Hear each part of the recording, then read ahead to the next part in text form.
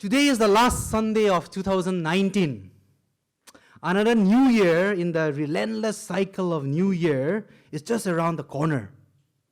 But doesn't it feel like 2019 just began yesterday? Right? Time flies. I'm 15 for a moment, caught between 10 and 20, and I'm just dreaming. 15, there's still time for you, time to buy and time to lose. I'm 22 for a moment, and I'm on fire, making my way back from Mars. I'm 33 for a moment, I'm still the man. A kid on the way, a family on my mind. I'm 45 for a moment. The sea is high, and I'm heading into a crisis, chasing the years of my life. Half time goes by, suddenly you are wise. Another blink of an eye, 67 is gone. The sun is getting high, and we are moving on. These lines from a very popular song once again reminds us that time and tide waits for no one. And then it's this realization, this nature of time, that it relentlessly, it ruthlessly marches forward. When we realize this, then we are forced to stop. And that is why all of us become philosophers around this time of the year. Right? We start to think, what is the meaning of life? What am I here for? Socrates, arguably the wisest philosopher who ever lived, a man, I would still say Jesus is the greatest philosopher, but reportedly, this is what he said: get married by all means. If you find a good match, you will be happy in life. If you find a bad match, you will become a philosopher. That's Socrates for you. But what is life all about? So how can we add meaning and purpose to our life? Advancements made in medical science has added years to our life. But has it added life to our years? And then this longing in our heart for a year that is filled with hope, filled with meaning. That's the longing of our heart. We don't want just another new year, but we want a year that is filled with hope, that gives us meaning and purpose. And then this longing that we have in our heart is not just a 21st century phenomenon. But this longing for meaning in life, you get it in the book of Ecclesiastes, an old book in the Old Testament. And it asks this question, what is life all about? Let's turn to the book of Ecclesiastes, and may the Spirit of God use His word to add life to our brief years under the sun. This is how the book begins. The words of the preacher, the son of David, King of Jerusalem. Vanity of vanities, says the preacher, vanity of vanities, all is vanity. What advantage does a man have in all his work, which he does under the sun? Now the word Ecclesiastes has come to us via the Latin Vulgate. It means ecclesiastic, ecclesiastical. And it's a translation of the Hebrew word kohelet. Kohelet literally means one who calls an assembly, an assembler of people. And for this book, an assembly for the purpose of imparting wisdom, for the purpose of teaching. And that is why in Ecclesiastes you'll come across the word, the teacher, the preacher. And as you read the book, you will come across certain phrases and words that are repeated again and again. One word is meaningless, or in some of our Bible is translated as vanity. And the other word would be under the sun. Now these words are translated used no less than 38 times, meaningless, and 29 times for under the sun. Now that word meaningless is again a translation of the Hebrew word hebel. And it means vapor, smoke, fog. Our life is like a vapor, like a mist. That is what it's trying to say. And that is why it's meaningless. Have you ever tried catching fog or smoke or vapor in the palm of your hands? You can't. And you may think that you have taken hold of life, but then you will realize that you have not. And that is why he says meaningless. And as you read the book, you have to pay attention to these repeated phrases and words whenever you read your Bible, whenever you study the Bible. Because repeated words and phrases are the yellow highlighter of the Holy Spirit. That's how he's trying to get your attention. And as you read the book, Kohelet gives you 3 reasons why he says life is meaningless. The first reason is, he says, life is meaningless because of the random nature. Because of the random nature of life. The second thing he says that life is meaningless because of death. If death is the ultimate end and there is nothing beyond death, then life is meaningless. The third reason he gives for why he says life is meaningless is because of the cyclic nature of time. Time repeats itself. There is nothing new under the sun. So those are the 3 things that he gives for why he says that everything is meaningless. And as you read the book, you will come across the experiments that he did in his search for meaning. And it's so much like us, people living in the 21st century. Right? When you go to work in office and then you ask your colleague, how are you? Usually the reply will be, bas, chal raha hai. Right? That's what you get the answer. What is your friend trying to tell you? He's trying to tell you that there is nothing new in my life. There is nothing exciting. It's going on. Now, if you probe further and they say, no, really, what is really going on in your life?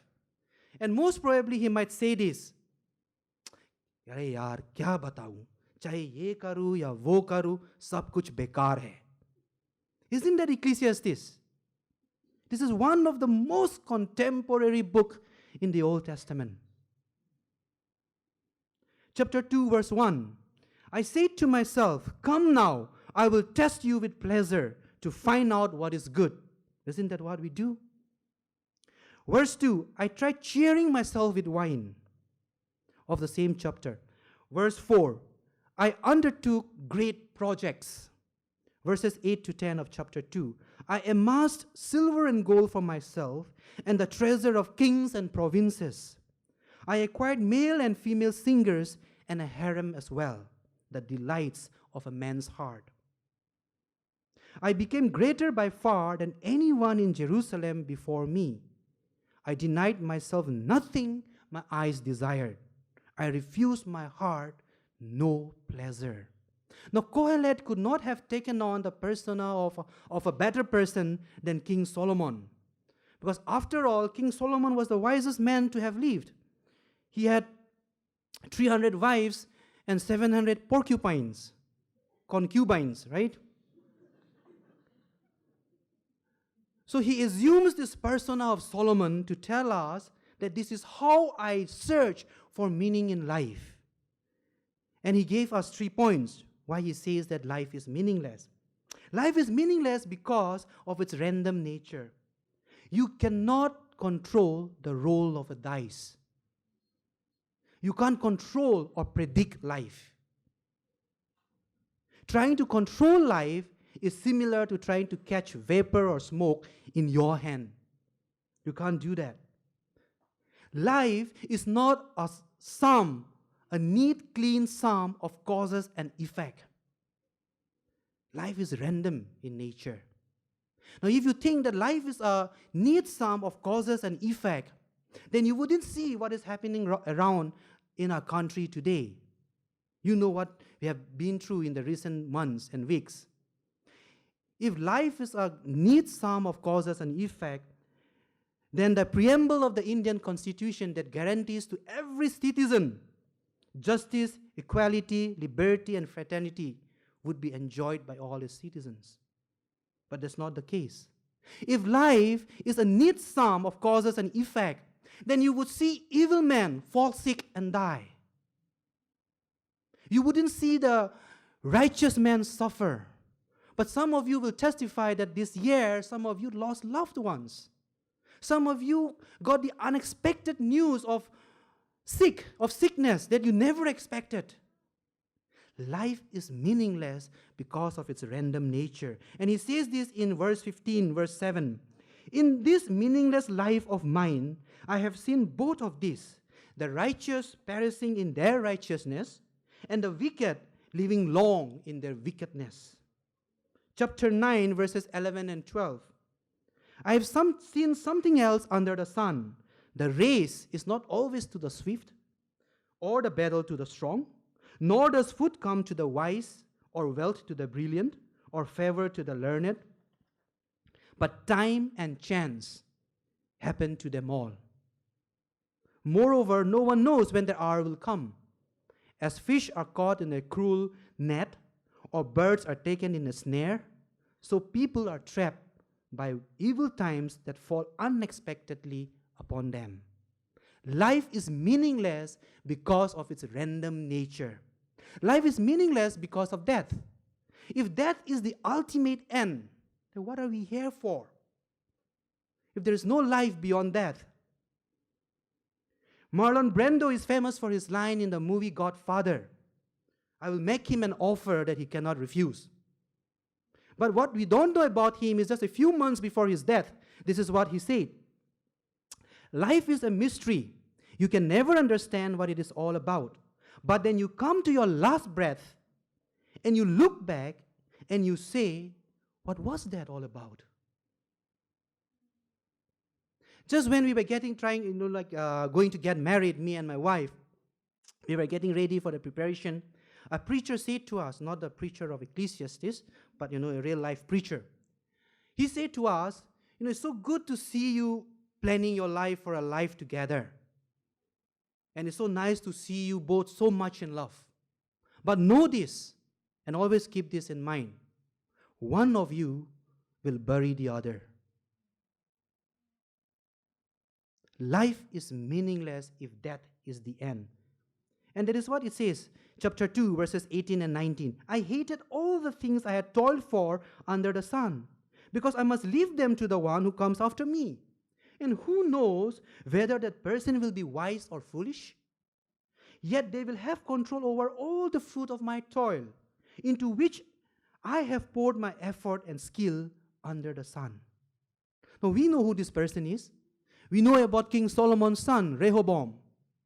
Rehoboam lost the kingdom of Israel, the united kingdom of Israel, in just a matter of 2-3 days. It took his grandfather David 40 years, his own father Solomon another 40 years, to bring all the 12 tribes of Israel together. And all the hard work done by his forefathers, he lost it in just a matter of few days. And Israel was divided into southern and northern kingdom.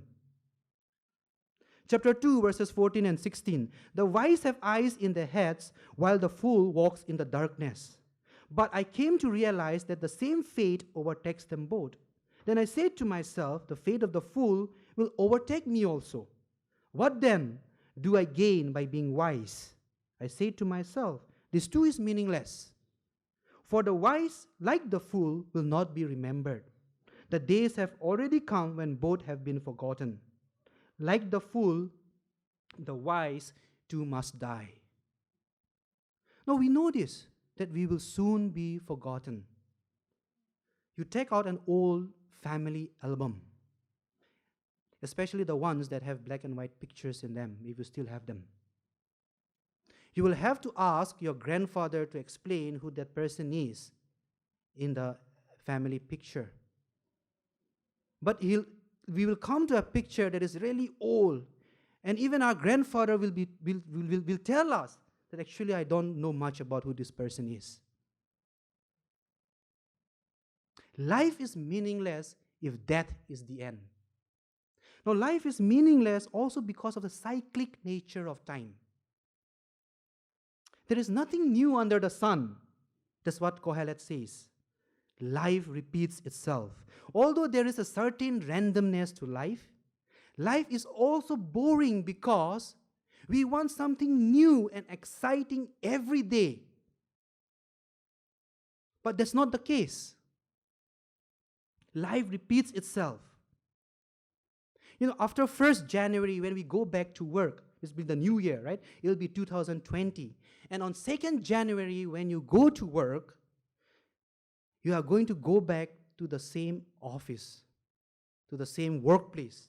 You'll go back to the same classrooms. You'll go back to the same people. And then time repeats itself.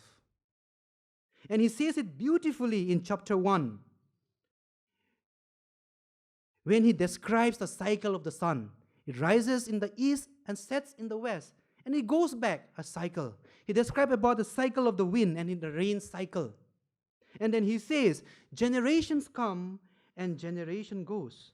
What has been is what will be. And what has been done is what will be done. And there is nothing new under the sun. We all know Ecclesiastes chapter 3 verses 1 to 8. There is a time for everything. Every activity under the sun is set in place, and time will repeat itself. And that is why life is meaningless, because of the cyclic nature of time.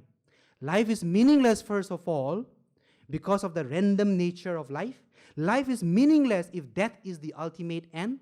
And life is meaningless because of the cyclic nature of time. So then what is the solution? How can we usher in the new year with hope? Hope that something new will take place in our life. Shall we join the Epicureans and become hedonists? Let us eat, drink, and be merry, because life is chasing after the wind. Shall we join the rat race at our workplaces and start living for the weekend, TGIF? Start living for the next pay rise. Start living for the next business deal. No matter what, Monday always comes. Or do we follow the philosophy of the Stoics? Renounce all pleasures in life and condemn it as immoral and as depraved. And we retreat and then we become hermits and ascetics. Or do we become fatalist and just give in to destiny? Que sera, sera. What will be, will be. Considering what our country is going through, it's very easy to say, que sera, what will be, will be. But to agree with these three ways of living life means we have not understood the book of Ecclesiastes and what Kohelet is saying. Now, right at the beginning, if you have noticed, Kohelet says that his experiments is under the sun. Life as experienced on a horizontal plane, without taking the vertical dimension into consideration. And that is why the Old Testament is fulfilled in the New Testament by Christ. Because when we look at Ecclesiastes through the lens of the New Testament, then we can say that yes, life is meaningless under the sun, but it is meaningful under the Son, S-O-N, the Son of God. Now, how do we go about living this life under the Son of God and thereby experience meaning and purpose in life? How do we welcome in the new year with hope that something new is going to happen in our life?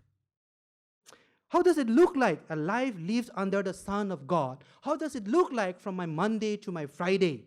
That's the question that we have to ask. And I offer three applications which can also be our New Year resolutions.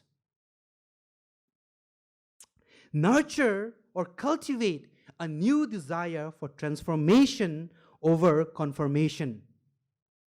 Cultivate a new desire for the giver over the gifts. Cultivate a new desire for community over individuality. Let those three be our New Year resolutions. Cultivate a new desire for transformation over conformation. Cultivate a new desire for the giver over the gifts. Cultivate a new desire for community over individuality. New Year resolutions are either accomplished or forfeited in the mind.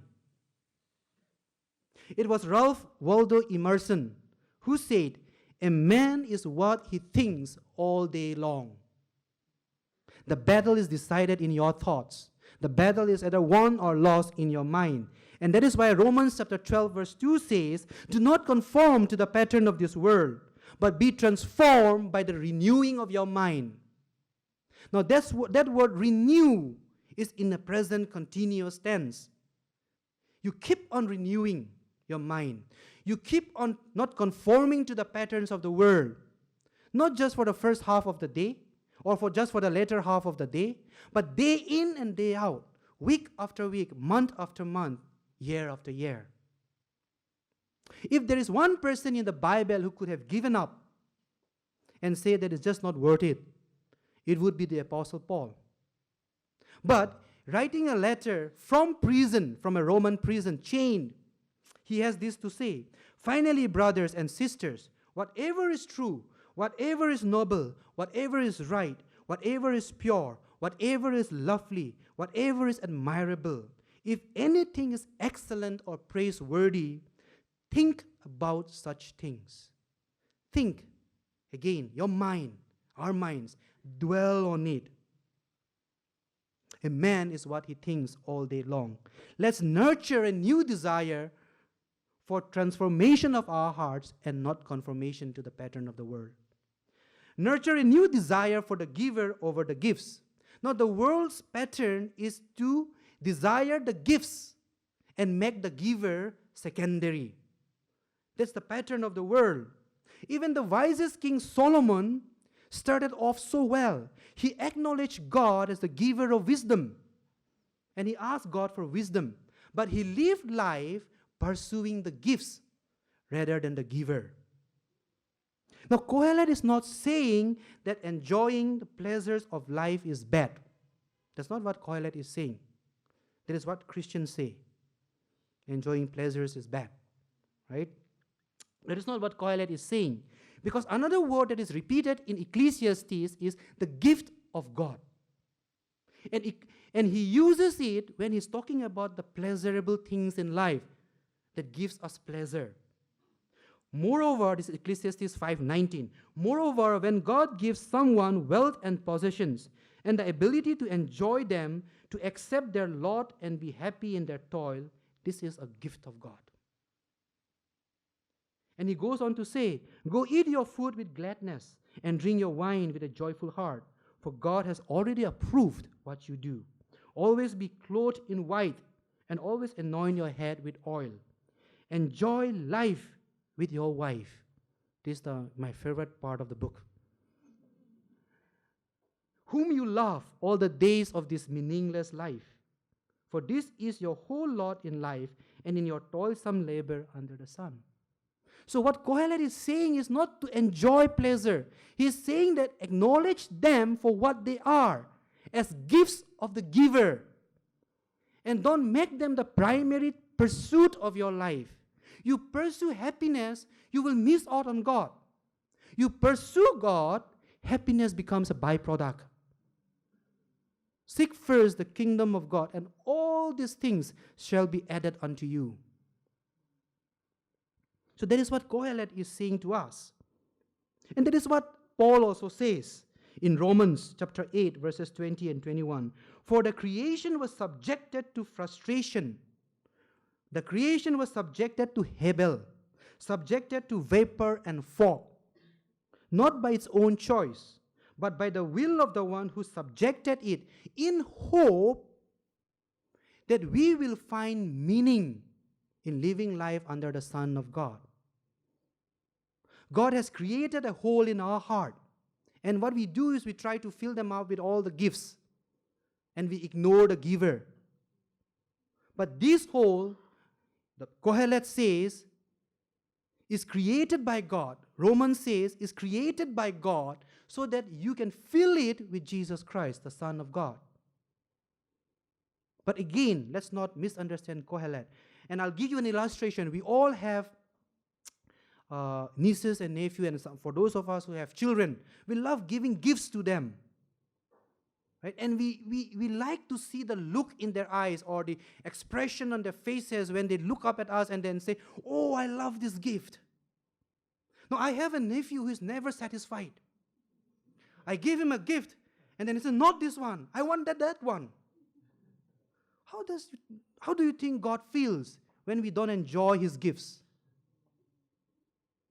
But yes, cultivate a new desire for the gift, for the giver over the gifts.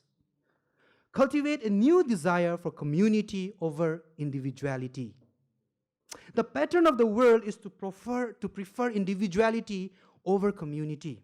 Ever since the Garden of Eden, we love to hide behind trees, lest our naked vulnerabilities are seen by those around us. That's the pattern of the world.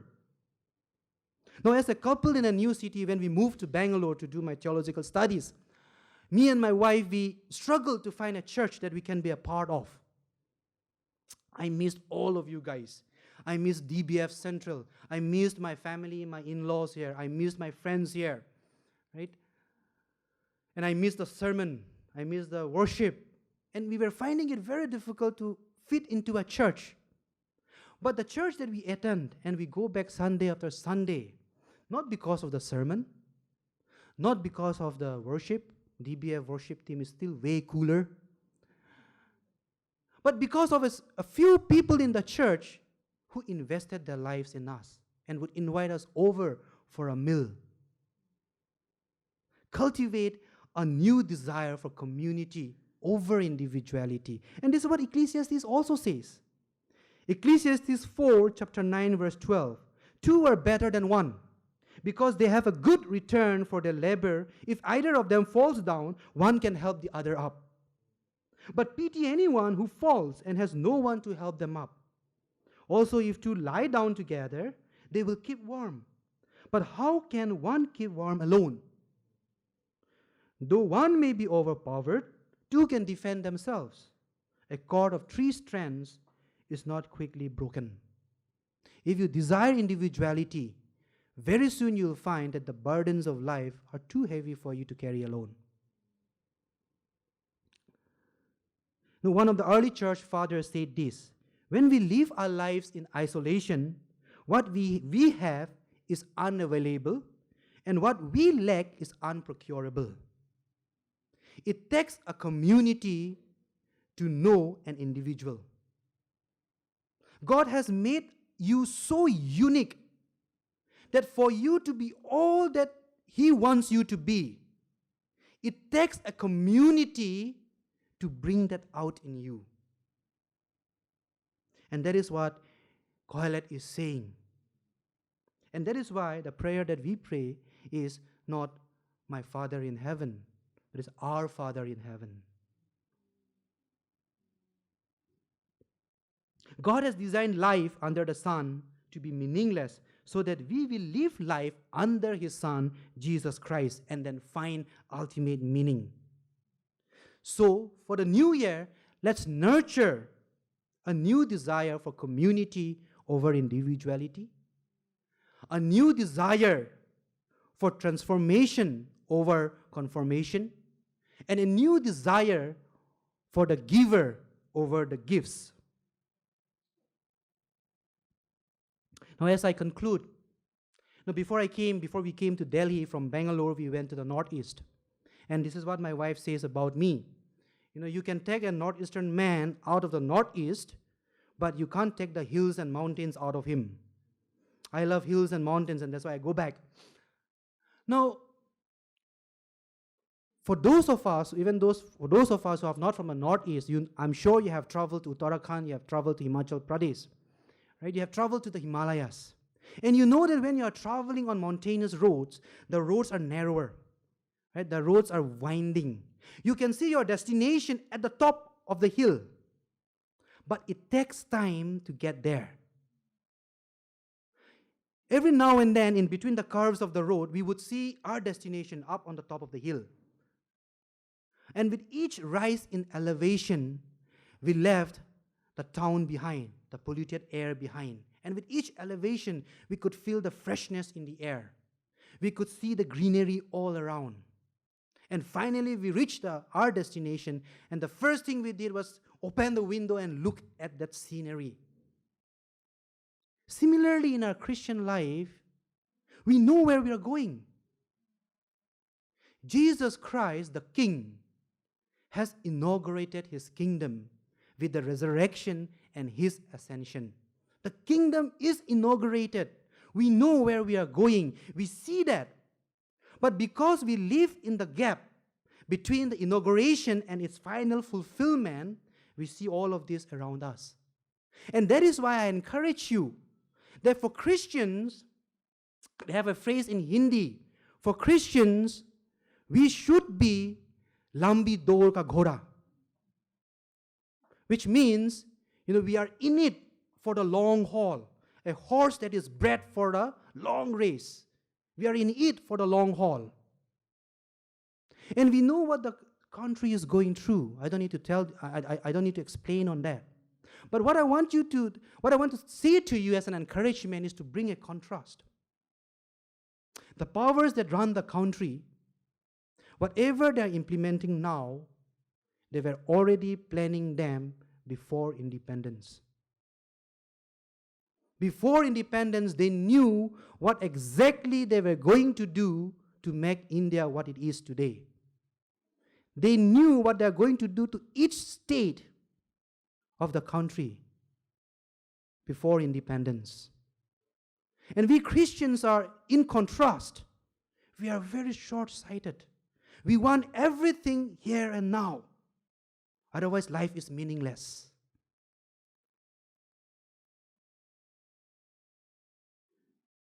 That is why, for this new year, let everything that happens in your life under the sun, S-U-N, look at it from the perspective of eternity. Because the others, they are still thinking about whatever the plans may be.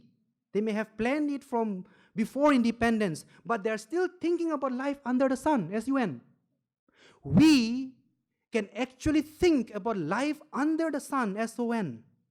We have a perspective that's eternal and not them.